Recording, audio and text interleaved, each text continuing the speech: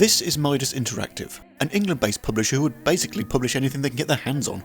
Then around 2014 they kind of just went away. I say 2014 because that's the last news entry on their still active website. Along with the old news post, the background picture is of Spectral vs Generation, a one-on-one fighting game on the PS2 and PSP. The upcoming games are on the DS and Wii, and a message below says that it still uses Flash. Okay, the site is old and abandoned, but what games did they manage to license? Some generic looking sports games, racing games, and a few games of interest, and these clever kids games that I've never seen in the wild.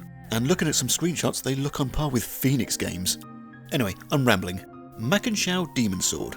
Originally Maken X on the Dreamcast, which was in first person. After complaints of motion sickness from Japanese gamers, a third person version was reworked for the PlayStation 2, just called Maken Shao in Japan. The confusion only increases from here. Featuring artwork and character design by Kazuma Kaneko and being developed by Atlus, you would think that Maken Shao is a Shin Megami Tensei game. But is it? No, not really. It has some associations, but it's not. I mean, I'm no SMT expert, I'm just going along with a fan wiki. Anyway, what is this Maken X or Maken Shao or... Deus Ex Machina. Oh, come on, how many titles does this have?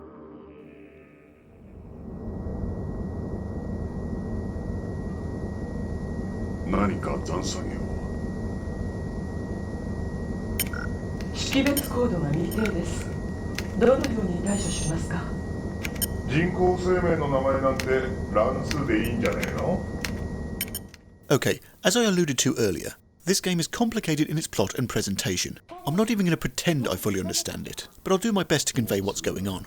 At the Kanazawa Scientific Research Institute, Dr. Hiromitsu Sagami and his team have developed an entity, shall we say, called Maken, this angry chili pepper looking thing.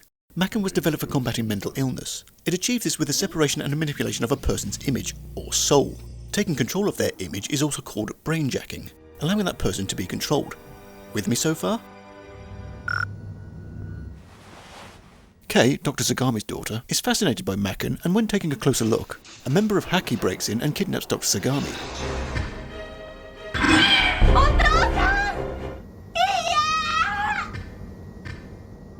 Kei takes hold of what I'm assuming is the demon sword from the title, and merges, I think, with Maken, goes after the kidnapper, and the game begins.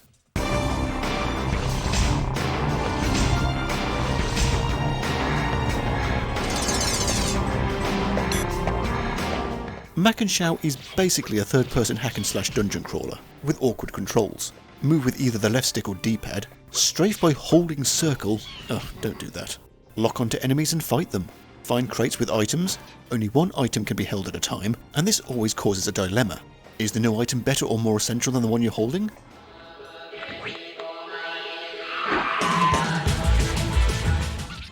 Most stages end with a boss fight, and when once defeated, they can be brainjacked and become a playable character.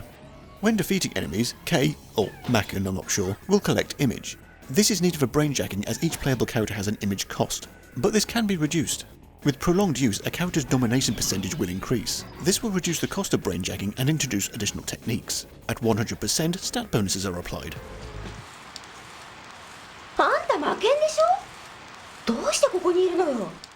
The point of brainjacking is mainly to gather their knowledge, so Kei/Maken knows where to go and what to do next to...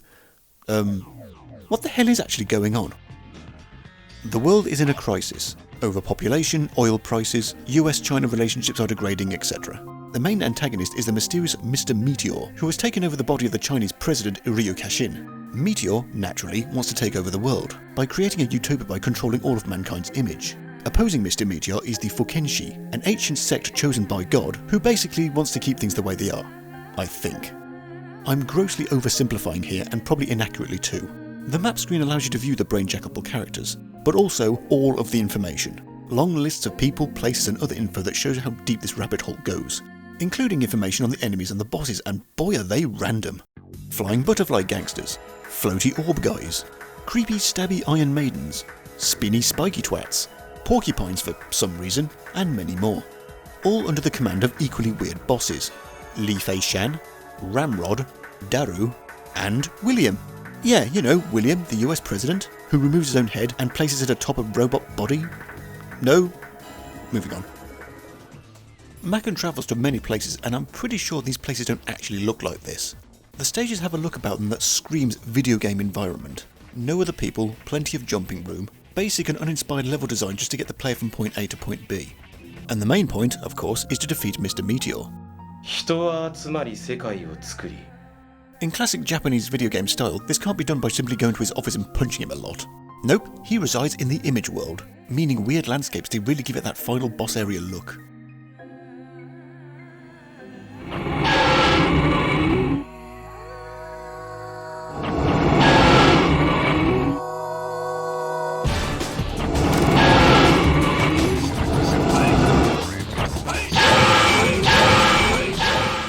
To me, this feels like a backwards approach to game development. Research tells me that this was neither a book, manga or anime first. Atlus clearly spent a lot of time coming up with the story, the characters, their relationships and motivations. And then they thought, oh shit, this is a video game, we better actually put a video game in here. And that game does feel like an afterthought. It's fine, but when you strip away the bizarre characters and convoluted plot, it's just a generic hack and slash with mediocre and outdated PS1 looking environments.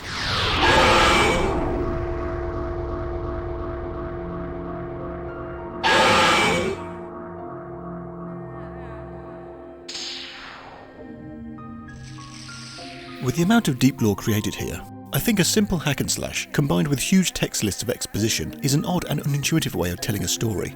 This could have made an interesting RPG, having quests based around the different characters and their relationships with each other, making this easier and more enjoyable to understand. Its visual presentation is interesting, but the way it presents the world is confusing. They say it's better to show instead of tell, and this does way too much telling.